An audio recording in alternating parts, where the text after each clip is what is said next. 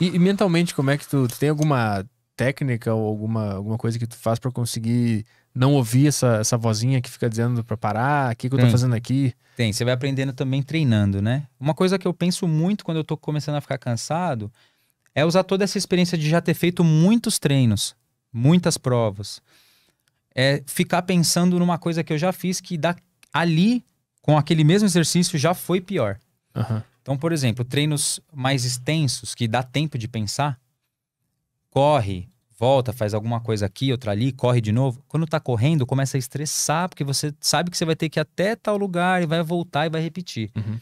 E aí eu começo a usar, você vai ancorando alguma coisa, vai mentalizando alguma coisa assim. Meu, você já correu naquela prova tal, em situação pior, com o sol na nuca, então por que que tá tão ruim agora? Uhum. Isso dá uma alavancada. Você vai e pensar em coisas melhores ali. Tipo, meu, eu já fiz tanto. Eu já fiz tanto daquilo, né? Faltam 1.000 metros, mas assim, eu já corri 2.000. Você já correu 2.000. Você já correu 2.000. Você já correu 2.000. Uhum. Isso vai ancorando, né? Tem algumas técnicas que alguns treinadores falam, né? Até em curso que eu já fiz, que eles exatamente falam dessa ancoragem. É você na fase mais difícil daquele momento de treino, você tem que pensar na coisa mais legal que você tem. Tipo, nada a ver com exercício físico, na Nada a ver com vida. nada a ver com exercício físico. Aham. Então, um exemplo que eles dão assim: você tá lá muito cansado, você olha pra frente e visualiza uma pessoa que você adora, Uhum. torcendo por você, por exemplo. Uhum. Isso eles usam muito, a ancoragem. Eu acho que eu li isso, algo parecido no livro daquele do David Goggins, tá ligado? Esse Não, cara, de nome não. ele era um Navy SEAL, ele fez aquele A Semana do Inferno, Hell Week, sabe? Dos Navy SEAls. Aham. Ele fez acho que Como 4 é o nome? vezes. David Goggins. Goggins. Cara, ficou muito famoso na internet ultimamente. Acho que já deu uma queda no hype dele, mas justamente porque ele falava muito sobre isso, né? E eu acho que no livro ele falava alguma coisa sobre essa ancoragem, aí, mas ele usou outro termo que era o pote de biscoito, alguma coisa assim. Que aí ele relaciona que quando ele era criança, ele tinha um pote de cookies, que era uma recompensa que Olha ele, que que ele legal. podia comer sempre que alguma coisa legal acontecia. Assim, quando eles tinham dinheiro, eles faziam um pote de cookie, um negócio assim.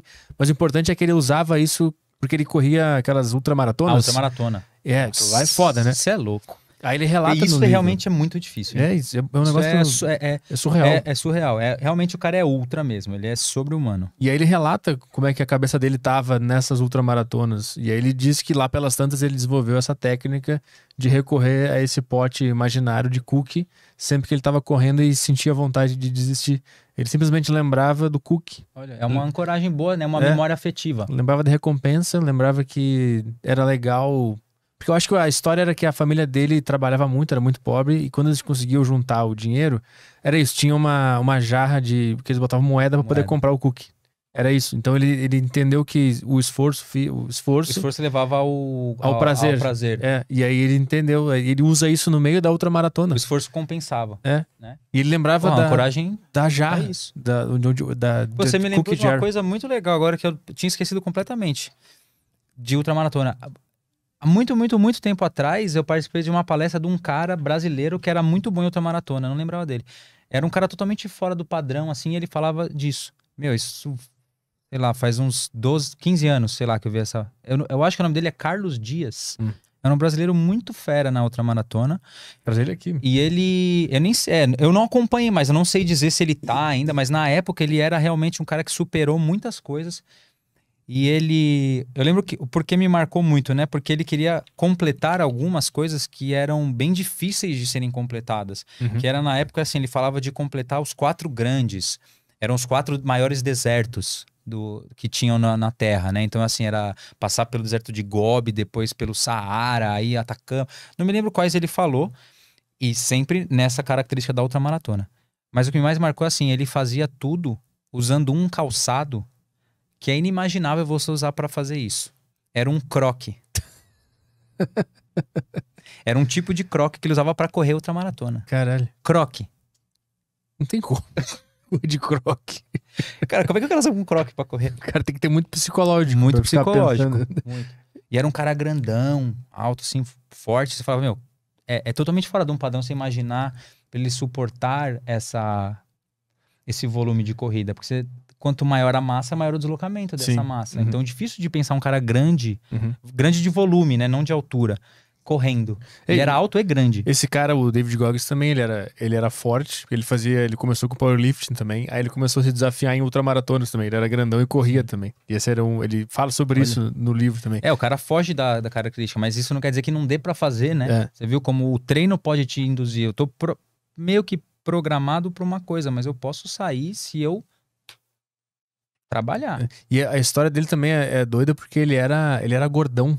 Ele era gordão, ele trabalhava de madrugada matando inseto em lojas. Ele desinfetava. Esse é o trabalho dele. Ele tinha uma van, ele ia numa loja, desinfetava as mariposas, matava as baratas. Isso, dedetizador. Aí ele voltava pra casa, ele relata no livro que ele tomava uns milkshake, pedia uns fast food e ficava lá vendo TV. Aí um dia ele viu um documentário... a fórmula perfeita pra ficar mal, né? Pra ficar zoado. Deprimido, fudido. Aí ele viu na TV um documentário sobre o Navy Seals.